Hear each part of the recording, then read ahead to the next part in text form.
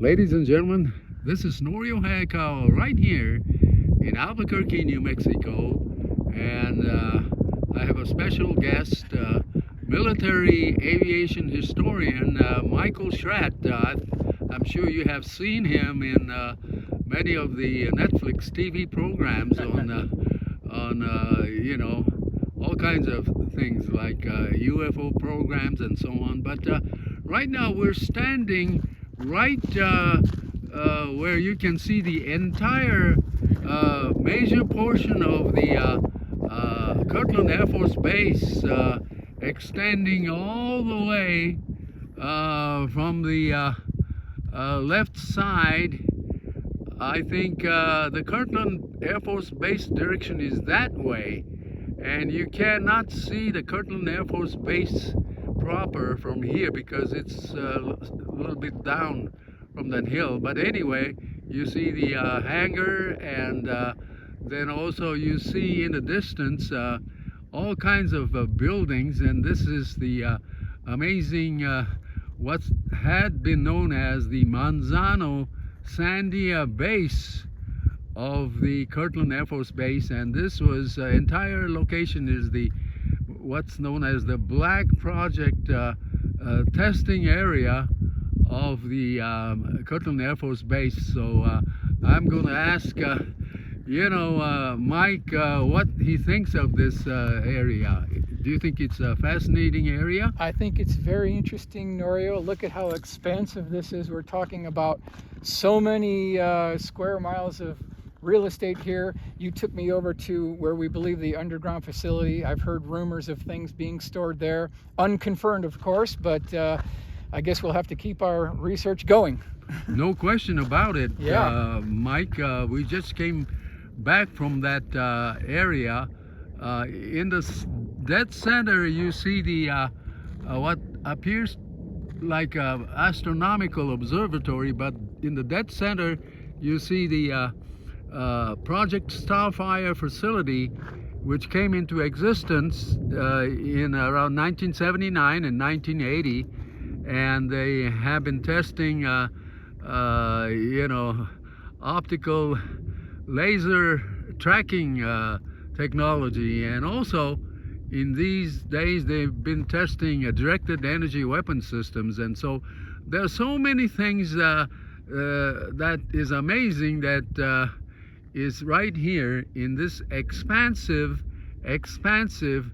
Kirtland Air Force Base, including Loveless biological research facility.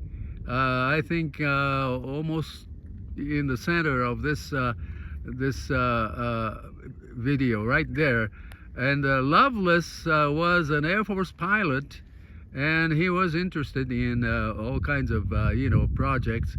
And so even today there is this Loveless biological research facility, and then right next to it is the seismic research, earthquake research area.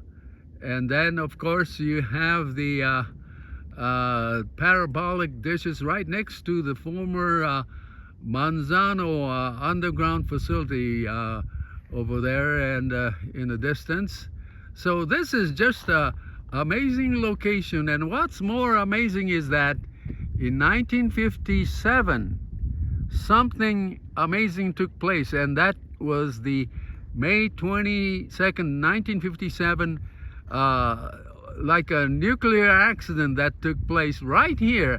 In fact, about 1,000 feet from right here where we're standing, it's the ground zero area of the Broken Arrow case of 1957, where the U.S. Air Force that was coming from Texas and trying to land at Kirtland Air Force Base right here, they had an accident whereby the bay door of that large cargo plane accidentally opened, and because there was a large turbulence in the air, and somehow the bay door opened, and out fell the Mark 17 hydrogen bomb that fell down right there in the dead center and caused a tremendous explosion. But fortunately, it did not cause a nuclear explosion. They just caused the explosion because of the heavy bomb that fell. And also, fortunately, there was no one had died because of this accident in 1957. But the only victim was a lonely cow that was in this area, and unfortunately he had no idea what was coming down from the sky, but his remains carcass was spread out all over. But anyway, that is a real incident. You can check the Albuquerque nuclear accident in 1957 in one of my websites. But we're definitely standing in a very, very significant area of Albuquerque, New Mexico. And also we're almost right next to the expansive Netflix movie studios right here in Mesa del Sol. You see the expansive Netflix studios right here in Mesa del Sol, and folks at Netflix movie company, most of them don't even know where they are because they're in the back door of this gigantic black project area of Kirtland Air Force Base. And but anyway, I'm so glad, Mike, that you came here with me this afternoon. And I encourage you to see many of the Mike Schratt's videos on black projects, and also classified aircraft programs and so on. And by the way, if you come here at night, if you're lucky, you could probably see a testing of lasers right in the dead center right there from Project Starfire, because I had many testimonies of folks who had watched the laser shoot out from that Project Starfire location. And so anyway, thank you so much, folks, for watching this video. Reporting from Albuquerque, New Mexico, this is Norio Hayakawa. Thank you so much.